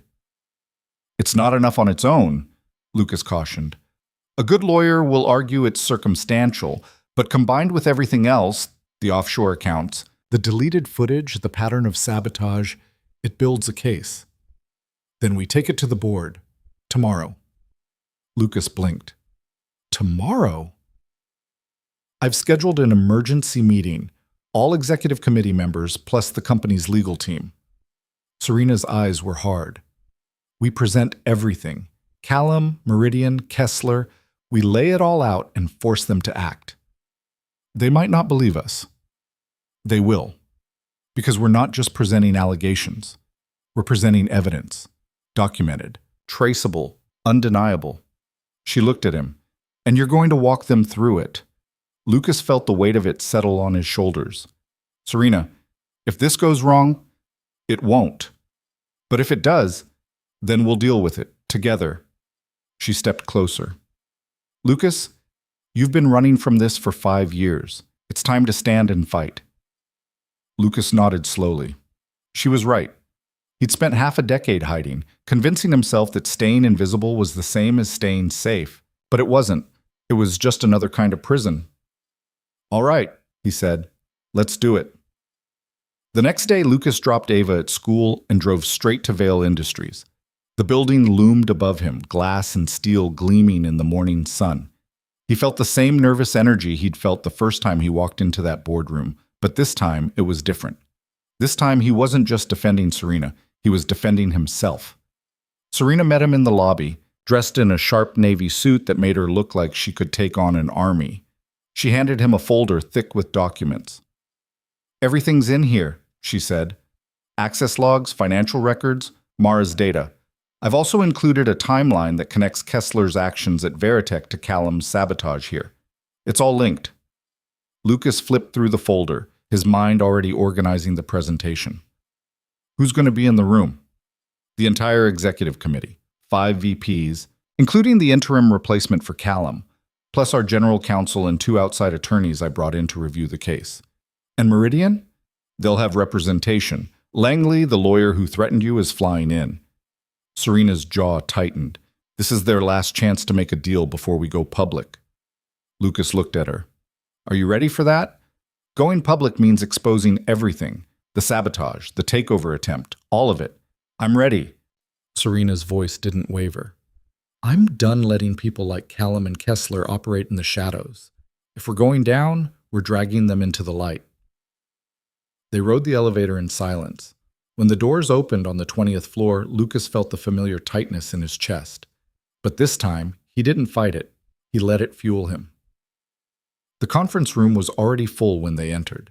The same faces from before, plus a few new ones. Richard Langley sat at the far end of the table, a thin smile on his face.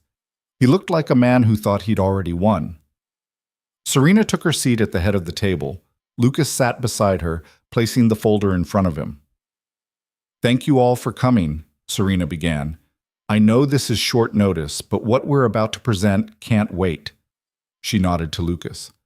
"Mr. Hayes has uncovered new evidence related to the sabotage of Vale Industries. Evidence that connects the internal attack to a broader conspiracy involving Meridian Ventures." Langley's smile widened. "Ms. Vale, I think we've been over this.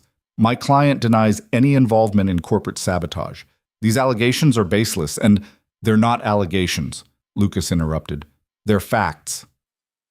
He opened the folder and connected his tablet to the display. The screen behind Serena lit up with the first slide, a diagram showing the connections between Callum Reeves, David Kessler, and Meridian Ventures. 3 months ago, Lucas began, Callum Reeves initiated a shadow protocol designed to destabilize Vale Industries from within. We've already established that, but what we didn't know was who he was working with. He pulled up the offshore account records. These transactions link Reeves to a shell corporation owned by Meridian Ventures. He was paid over $2 million to sabotage this company. One of the VPs leaned forward. We know all this. What's new? What's new, Lucas said, pulling up Mara's data, is that the same tactics used here were used 5 years ago at Veritech Industries, by the same person. Trosh Satyech Saski Chits. He displayed the IP trace. David Kessler, now CTO of Titan Edge Solutions, framed me for a system failure that cost Veritech $30 million. He used my credentials to access the core system, triggered a cascading failure, and then deleted the security footage to cover his tracks. The room went silent. Langley's smile had vanished. That's a serious accusation, Mr. Hayes. Do you have proof? I have access logs, IP traces, and testimony from a senior analyst who flagged the inconsistencies during the original investigation. Lucas pulled up the timeline. And I have this. A pattern that shows Kessler has been involved in at least 3 corporate sabotage operations over the past 5 years. Veritech, a firm called Stratton Analytics, and now Vale Industries. Serena stood, her presence commanding.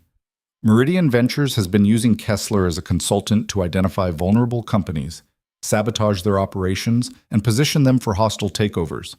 Callum Reeves was just the latest tool in their operation. Langley's face had gone pale. You can't prove any of this. Yes, we can. Serena slid a stack of documents across the table.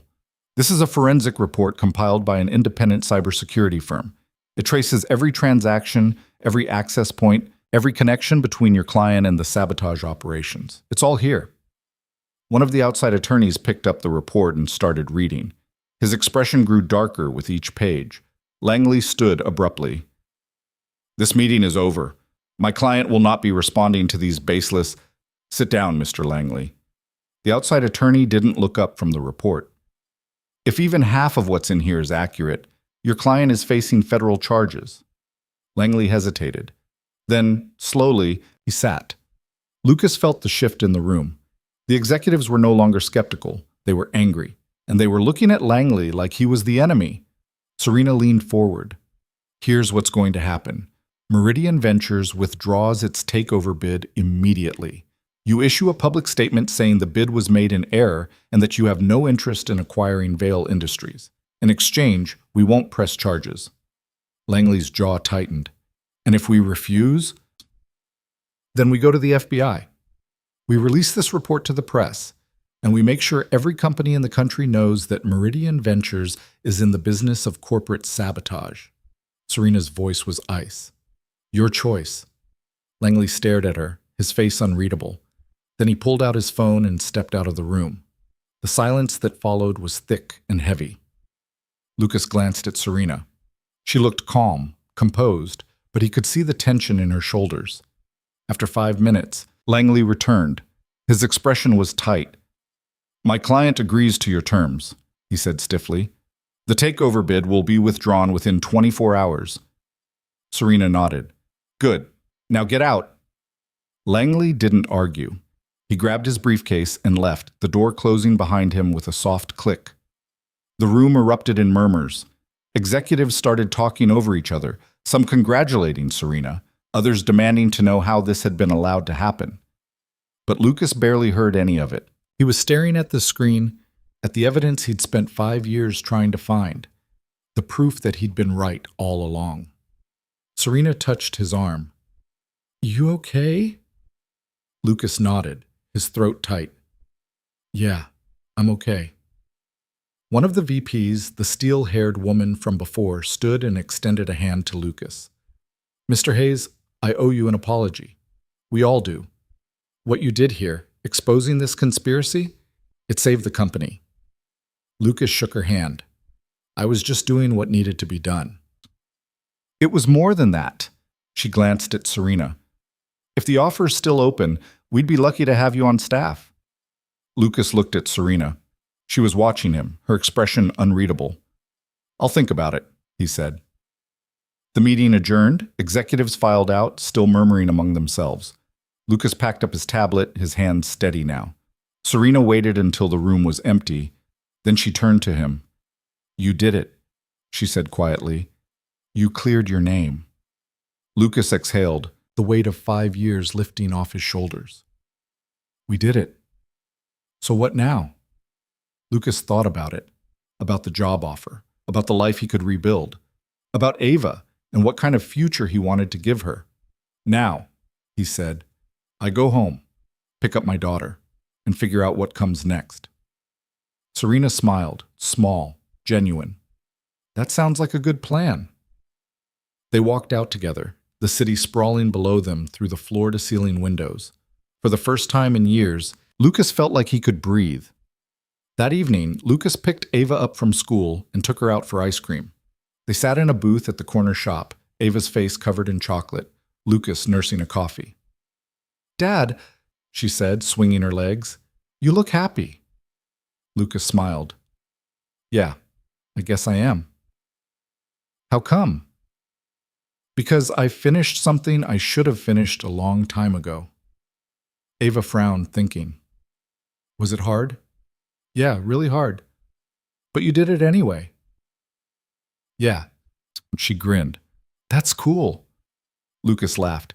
Yeah, kiddo, it is. When they got home, Serena's car was parked in her driveway.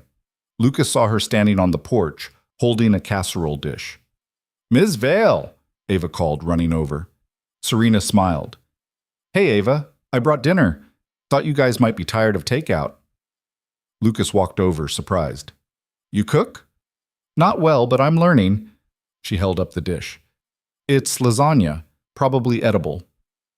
Lucas took the dish. Thanks. Can she eat with us? Ava asked, tugging on Lucas's sleeve. Lucas glanced at Serena. She looked uncertain, like she wasn't sure if the offer was real. Yeah, Lucas said. She can. They ate dinner together at Lucas's kitchen table, the conversation easy and light. Ava dominated most of it, telling Serena about her science project and the new kid in class who could burp the alphabet. Serena listened, laughed, asked questions. She looked more relaxed than Lucas had ever seen her. After dinner, Ava went upstairs to get ready for bed. Lucas and Serena cleaned up the dishes in comfortable silence. Thank you, Serena said as she dried the last plate, for letting me stay. Thank you for the lasagna. It was good. Liar, Lucas grinned. It was edible. Serena laughed, the sound bright and unguarded. Then her expression grew serious. Lucas, about the job offer. I'm not taking it. She blinked. Why not? Because I don't want that life anymore. The boardrooms, the stress, the politics. He set down the dish towel. I've spent 5 years building something different, something small and quiet. And I like it. Serena nodded slowly. I understand. But, Lucas added, if you ever need help with something technical, something that matters, you know where to find me. Serena smiled. I do. She left a few minutes later, walking back across the street to her estate. Lucas stood on the porch, watching her go. For the first time in years, he felt like he was exactly where he was supposed to be. 3 weeks passed before Lucas realized how much had changed. It started with small things. Mrs. Chen stopped giving him the pitying looks she'd worn for years. The parents at Ava's school nodded at him in the parking lot instead of pretending not to see him. Even Frank at the hardware store mentioned he'd heard Lucas had done some big consulting work and asked if he was still available for odd jobs. Lucas told him yes, because the truth was, he liked fixing things. Garbage disposals, water heaters, broken faucets. There was something honest about that kind of work. You could see the problem, fix it, and know it was done. No politics, no hidden agendas. Just a wrench and a solution. But the biggest change was across the street. Serena had started leaving her gates open during the day. Not all the time, but enough that it felt intentional.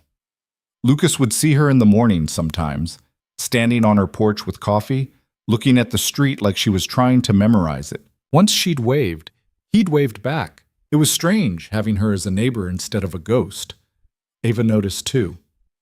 The rich lady's outside a lot now, she said one afternoon, sitting at the kitchen table with her homework. Is she okay? Lucas glanced out the window. Serena was in her front yard talking to the gardener about something. She was wearing jeans again, her hair pulled back, looking more like a person than a billionaire. I think she's figuring some stuff out, Lucas said. Like what? Like what it means to actually live somewhere instead of just hiding in a big house. Ava considered this. Do you think she's lonely? Lucas looked at his daughter. She was too perceptive for 6. Yeah, kiddo, I think she has been.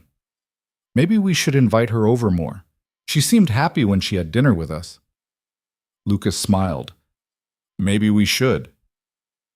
That Saturday, Lucas knocked on Serena's door with Ava beside him. Serena answered, surprised. Hey, Lucas said. Ava and I are making pancakes. Wondered if you wanted to join. Serena blinked. Pancakes? Unless you've got a board meeting or something. I don't. She looked down at Ava, who was grinning up at her. I'd like that. They spent the morning in Lucas's kitchen, Ava directing the pancake-making operation like a tiny general. Serena was terrible at flipping them, half ended up folded or burnt, but she laughed about it instead of getting frustrated. Lucas couldn't remember the last time he'd heard her laugh that freely. After breakfast, Ava dragged Serena outside to see the garden Lucas had started in the backyard. It wasn't much, some tomatoes, a few herbs, but Ava was proud of it. Dad says we're growing things, Ava explained, so we can make our own food and not have to buy everything. Serena crouched down beside a tomato plant, studying it. That's smart. I've never grown anything. You could start, Ava said matter-of-factly. Dad could teach you. He's good at fixing stuff and making stuff grow. Serena glanced at Lucas, amusement flickering in her eyes. Is that right? Lucas shrugged. I know a little. Maybe I'll take you up on that. They spent the rest of the morning in the yard, Ava chattering away while Serena asked questions about soil and sunlight and watering schedules. Lucas watched them, something warm settling in his chest. When Serena finally left, Ava turned to him with a satisfied smile. She's nicer than I thought, she said. Yeah, Lucas agreed. She is. That night, after Ava was asleep, Lucas sat on the porch with a beer. The street was quiet, the air cool. He was thinking about the job offer Serena had made, the one he'd turned down. Part of him wondered if he'd made the right choice. The money would have been good, the work would have been challenging, and it would have proven to everyone that he was still capable. But sitting here now, in the life he'd built, Lucas didn't feel like he had anything left to prove. His phone buzzed, a text from Serena. Thank you for this morning. I haven't had a Saturday like that in years. Lucas smiled and typed back. Anytime. A moment later, another message appeared. I meant what I said about the garden. If you're willing to teach me, I'd like to learn. Lucas stared at the message. Then he typed, come over tomorrow. Bring gloves. The next day, Serena showed up at his door wearing old jeans and a t-shirt, a pair of gardening gloves in hand. Lucas showed her how to turn the soil, how to plant seeds, how to space things so they'd have room to grow. She listened carefully, asked questions, got dirt under her fingernails. It became a routine.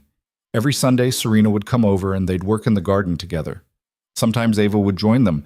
Sometimes she'd stay inside watching cartoons. But Lucas and Serena would spend hours outside, talking about nothing and everything. Her company, his work, Ava's school, the neighbors, the state of the world. It was easy, comfortable, real. One Sunday, about 2 months after the board meeting, Serena looked up from the tomato plants and said, I've been thinking about stepping back. Lucas paused, his hands in the soil. From the company? Not completely, but I've been running it alone for 12 years and I'm tired.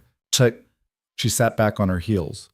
I've been so focused on control, on making sure no one could hurt me again, that I forgot what it feels like to actually live. Lucas wiped his hands on his jeans. So what are you going to do? Hire a CEO. Someone I trust to run the day-to-day operations while I focus on strategy. She paused. And I'm going to spend more time here, in the real world, with real people. Lucas smiled. That sounds like a good plan. It's terrifying, Serena admitted. I've spent so long behind walls, I'm not sure I know how to be out here. You're doing fine. Am I? She looked at him, vulnerability flickering in her expression. Because some days I feel like I'm pretending, like I'm playing at being normal and everyone can see through it. Lucas set down his trowel and turned to face her. You want to know what I see? What? I see someone who's trying, someone who's figuring out how to be more than just a job title or a bank account. That's not pretending. That's growing. Serena's eyes softened. You always know what to say. Not always, but I'm working on it. She smiled, and they went back to planting. A few weeks later, Lucas got a call from David Kessler. He almost didn't answer, but curiosity got the better of him. Lucas. Kessler's voice was flat, drained. I need to talk to you. I'm listening. Titan Edge let me go. The board saw the report you and Serena compiled. They couldn't fire me fast enough. He laughed bitterly. Turns out corporate sabotage is bad for business. Lucas said nothing. I know you're probably enjoying this, Kessler continued, watching me lose everything the way you did. But I wanted you to know, I didn't start out trying to ruin your life. It just happened. It didn't just happen, David. You made choices. I know. Kessler's voice cracked. I convinced myself it was justified, that you were too rigid, too stubborn, that the company needed someone more flexible. But the truth is, I was jealous. You were better than me, and I couldn't stand it. Lucas closed his eyes. He'd imagined this moment for years. Kessler admitting the truth, apologizing, groveling. But now that it was happening, he didn't feel the satisfaction he'd expected. He just felt tired. Why are you telling me this? Lucas asked. Because you deserve to hear it, and because I'm done lying. Kessler paused. I don't expect you to forgive me. I just wanted you to know that I'm sorry, for what it's worth. Lucas was quiet for a long moment. Then he said, It's worth something. Not enough to undo what you did, but something. That's more than I deserve. Probably. Kessler hung up. Lucas set down the phone and stared at it. He'd spent 5 years hating David Kessler, imagining all the things he'd say if he ever got the chance. But now that he'd heard the apology, he realized he didn't need it anymore. The anger had burned itself out somewhere along the way, leaving nothing but ash. He was free. That night, Lucas told Serena about the call. They were sitting on his porch, watching the sun set over the street. Ava was inside, finishing her homework. How do you feel? Serena asked. Relieved, and kind of empty. Lucas shrugged. I thought closure would feel bigger, but it's just quiet. That's because you've already moved on. You built a new life. Kessler's apology doesn't change that. Yeah. Lucas looked at her. Thanks for helping me get there. You did the hard part. I just gave you a reason to dig. They sat in silence for a while, the evening air cool and soft. Then Serena said, I've been thinking about what you said, about not needing the job because you've built something small and quiet. Yeah? I think I want that too. Not the same thing. I'll always need to work, but something that feels like mine. Not just a company or a title, something real. Lucas smiled. You'll get there. I hope so. She hesitated. Lucas, can I ask you something? Sure. Do you think people can really change, or do we just become better at hiding who we've always been? Lucas thought about it. About the man he'd been 5 years ago, confident, driven, maybe a little arrogant. About the man he'd become, quieter, humbler, more careful. About the ways those two versions of himself overlapped and diverged. I think we change, he said finally, but not all at once. It's slow, messy. You make mistakes, backslide, try again. But yeah, I think it's possible. Serena nodded, absorbing this. I'm trying. I don't know if I'm doing it right, but I'm trying. That's all anyone can do. A few months later, the neighborhood threw a block party. It was Mrs. Chen's idea. She'd been talking about it for weeks, insisting that Maple Street needed more community. Lucas had agreed to help set up tables and chairs, figuring it would be a good chance for Ava to run around with the other kids. What he hadn't expected was for Serena to show up.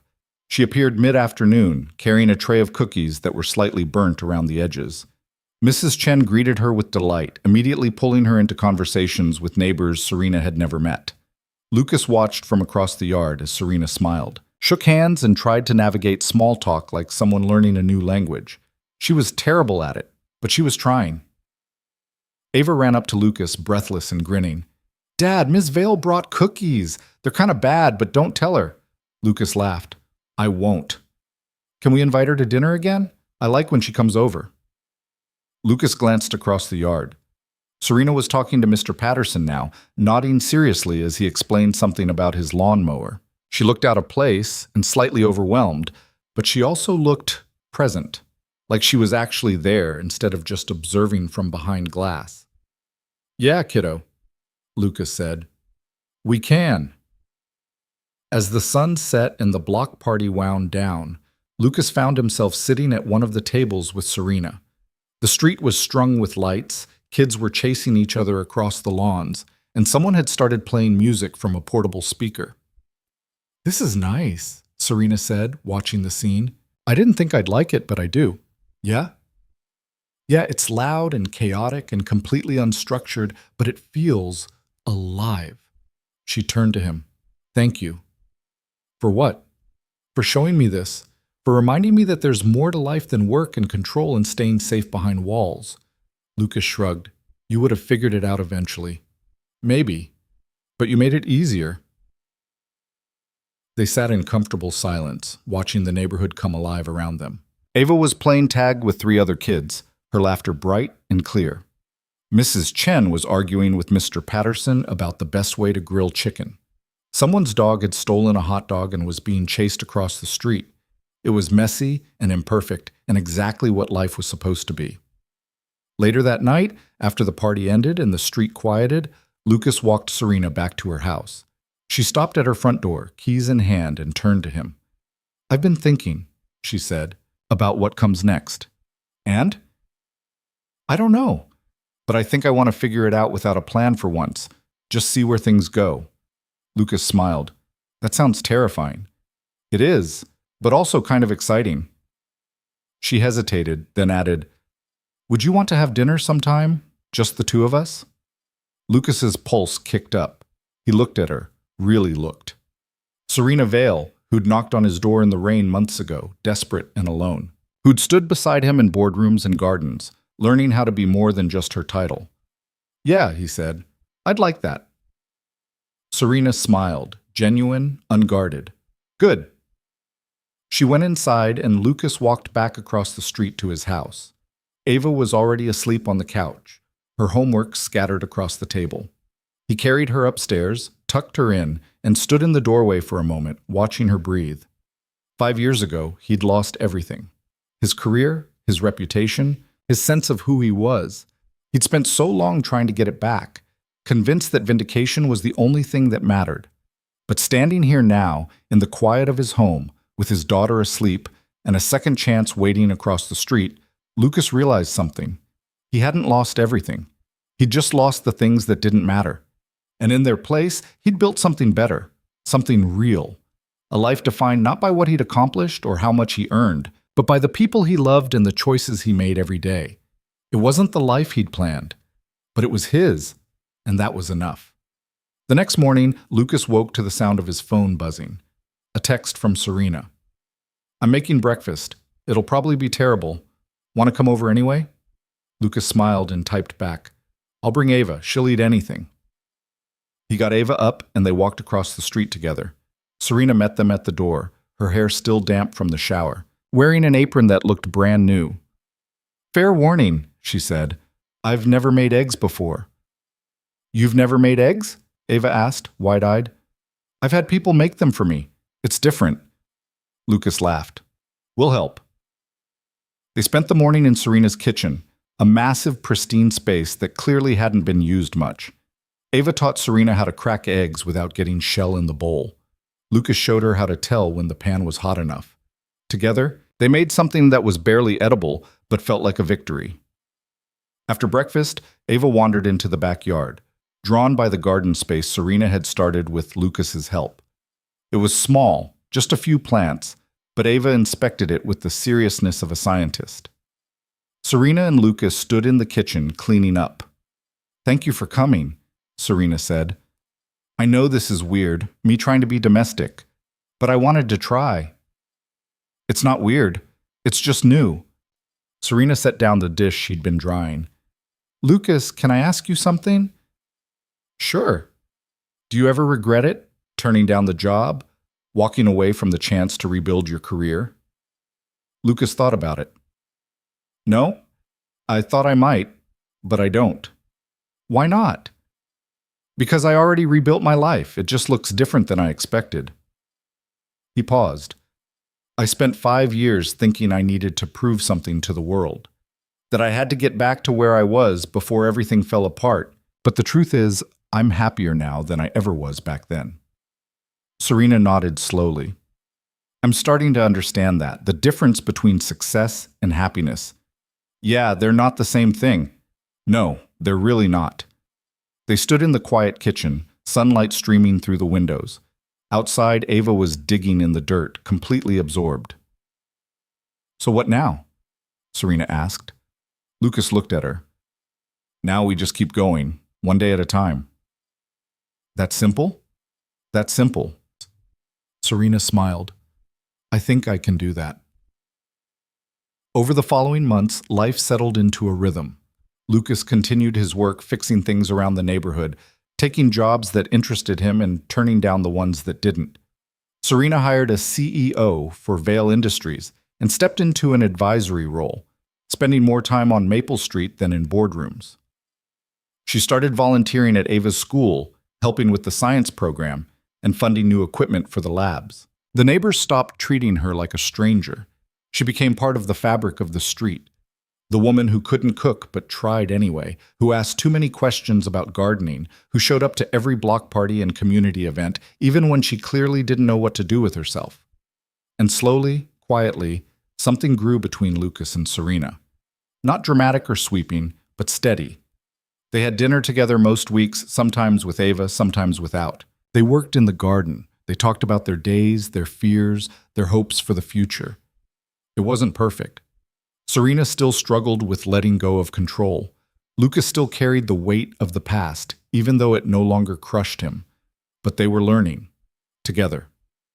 One evening, about 6 months after the block party, Serena appeared at Lucas's door with a casserole dish. I made lasagna again, she said. It's better this time, probably. Lucas grinned. Ava's going to be thrilled. They ate dinner together, the three of them, laughing and talking like they'd been doing this for years. After Ava went upstairs to read, Lucas and Serena sat on the porch, watching the street settle into darkness. I've been thinking about something, Serena said. Yeah? About how we measure success. For most of my life, I thought it was about building something big, something that would outlast me. She paused.